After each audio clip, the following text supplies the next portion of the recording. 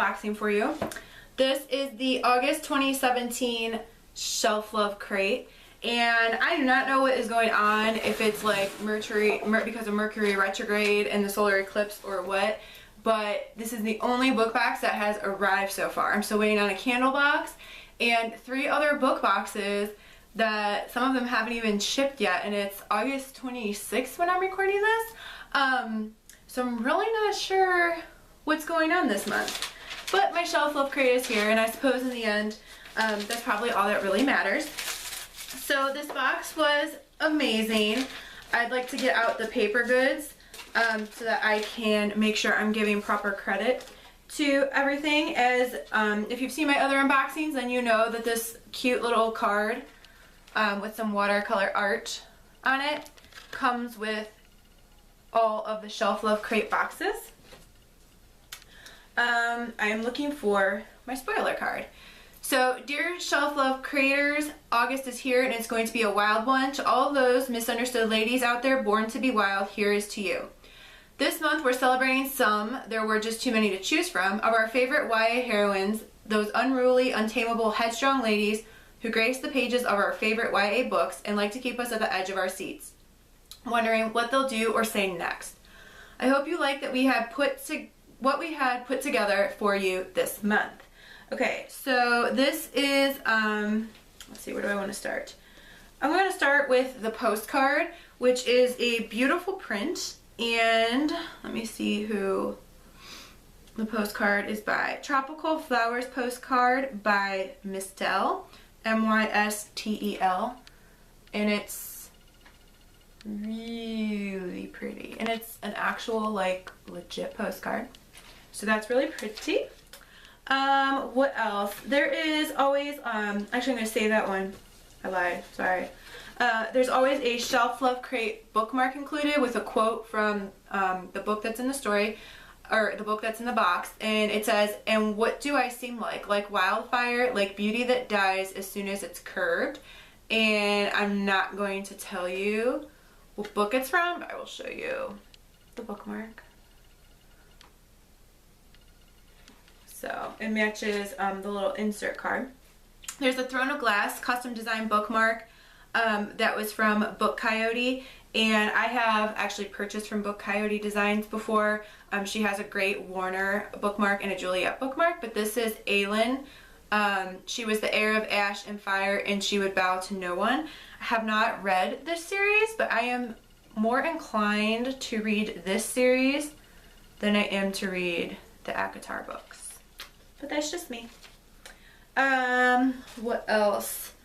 A Shelflove Crate. This was super cute. A Shelflove Crate exclusive wishbone necklace inspired by the Daughter of Shadow and Smoke trilogy by Laini Taylor. And I really like the presentation of this. It has a quote on it that says, "Once upon a time, an angel and a devil held a wishbone between them, and its snap split the world in two." And this is actually a series that's on my TBR list, so I look forward to reading that.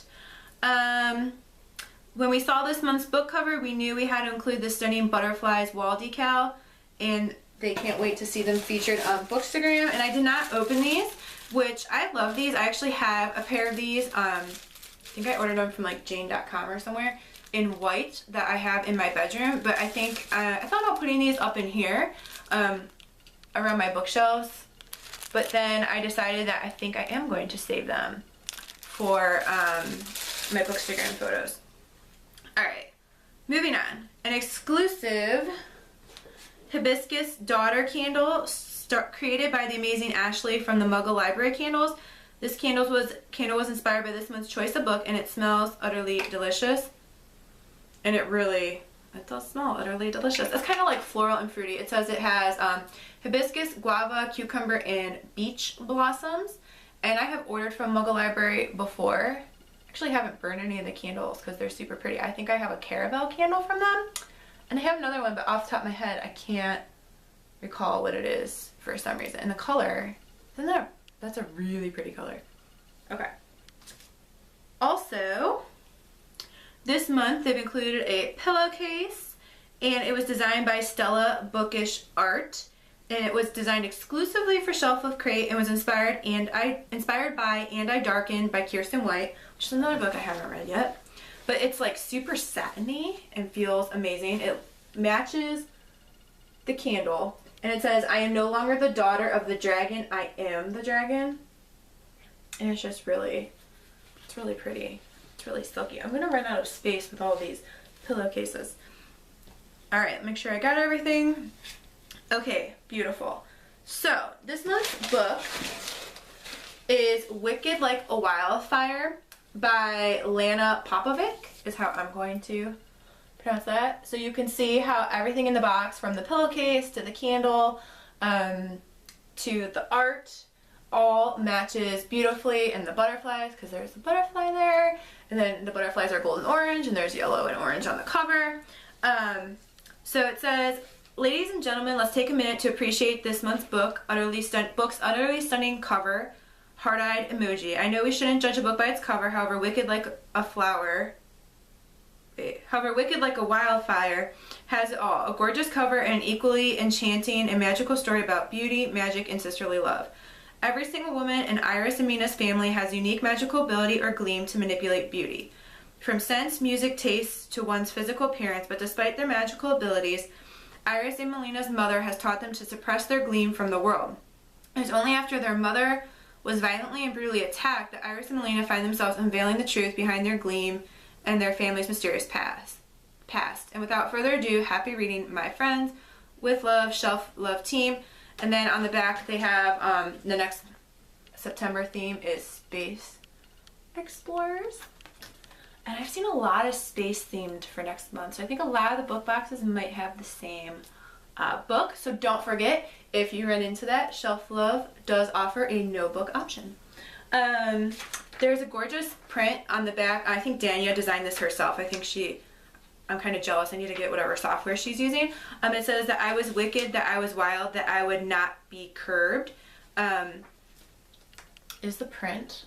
But on the back of this print is the letter from the author, and it's actually like really cryptic. So, "Lovely Shelflove reader, beauty is a lie. It promises many beguiling things, dominance, permanence, security, control. None of that can last because, like everything else alive, beauty eventually dies. But sometimes covers tell the truth. If you look at Wicked's cover, really look, you'll find 2 clues to the origin of Iris and Melina's family curse." And I'm guessing from looking at the cover that there are only 2 things that are gray, and it's either like a moth or butterfly, I can't tell which it is, and like an arrowhead. So I'm guessing that might have to do with it. And I hope you'll forgive me because I lied too. I've lied to you once already in this letter, but I promise I'm telling the truth when I tell you to doubt everything, because Iris and Lena's, or Riss maybe, and Lena's story is full of wicked, pretty lies too. Happy reading and wicked wishes. The only reason I'm struggling to read it is because these letters oftentimes are written in the handwriting of the author, and so sometimes it's like, if they're like me at all, then they have super sloppy handwriting, so it's a little hard to read sometimes. So that was included. And so let's read the synopsis, actually. It came with there's dog hair, came with a signed book plate, which I like to stick in right away so I don't lose it. All the women in Iris and Melina's family are born with a gleam, a unique way of manipulating beauty through magic. And for some reason, it makes me think of like a shimmer, I think they're called in some of the fairy books, where they like present themselves, you know, to be super beautiful, but then they might be like really ugly.